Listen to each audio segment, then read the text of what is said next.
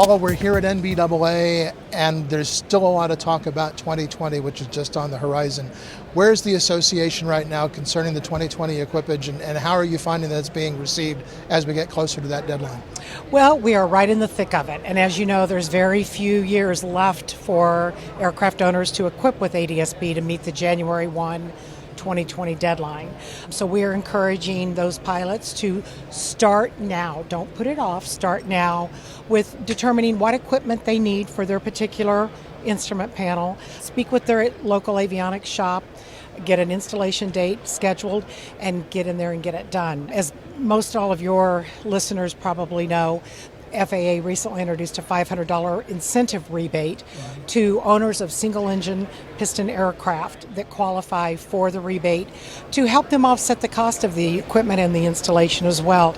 We are finding the adoption rate is steady, but it's slow. It's not as quick as obviously industry and the FAA would like it to be.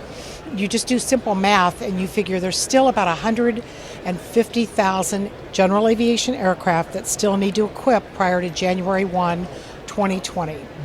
To date, about 20,000 of those aircraft have equipped, so that leaves over 100,000 aircraft still waiting. You put that times installation dates over the next 4 years, and install shops are starting to fill up. So what you may think, oh, I'll wait and wait, maybe equipment price will go down. We're finding that you may make up those savings in what the shop may have to be charging you for the overtime hours, for additional technicians they're going to have to hire to meet the demand for the installs. So don't wait, don't delay. The mandate is not going to be extended. Get your place in line and get equipped. And I think some people are probably still not aware that if they're not equipped by January 1, 2020, their airplane's grounded. It is grounded. If they want to fly in the ruled airspace for ADS-B, they'll be picked up on monitor and they will be penalized. You will be grounded if you are not equipped and ready to fly in ruled airspace by January 1, 2020. What else is going on with the association right now? What are you looking at? Because I know there are issues besides ADS-B. Right. Well, I would say the good news is we just released the results of our annual rate and labor survey, and what we do is we survey the government-certified repair stations, not only in the United States, but Canada and various regions around the world, to kind of get a snapshot of, number one, what their labor rates are, what their technician pay scale is, what their plans are for increasing the size of their business over the next few years. And the good news is almost every single respondent to that survey sees general aviation business and activity increasing over the next 5 years. They plan to hire additional technicians. They're investing more in test equipment and tools for their shops and for their technicians, further continuing education for these technicians. The rate and labor survey really came out on a positive note this year.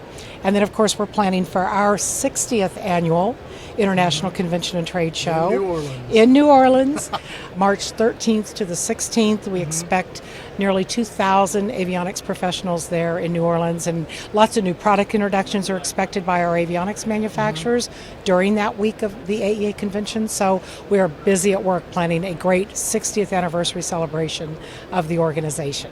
Let me go back to that rate survey for just a moment. Sure. Do you feel like maybe some of that, where they're hiring new people, gearing up on equipment, is that also related to the ADS-B equipage deadline? Are you looking at shops that are trying to put on additional staff so they can handle the workload that's going to come in?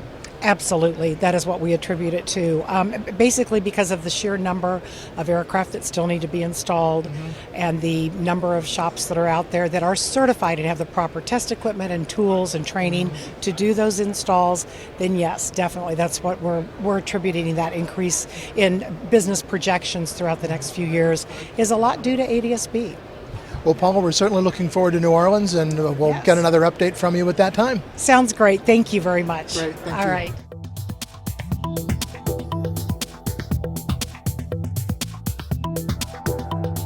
Aero-TV is brought to you by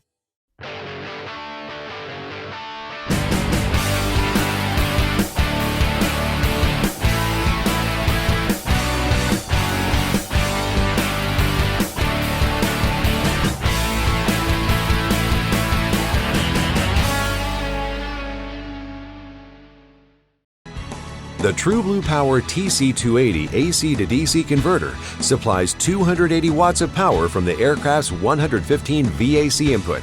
Engineered to run cooler, the fanless design saves energy and reduces weight. The highly efficient TSO certified TC280 is engineered with input transient, overload, and short circuit protection, and features remote on-off capability. Available from your local Avionics dealer.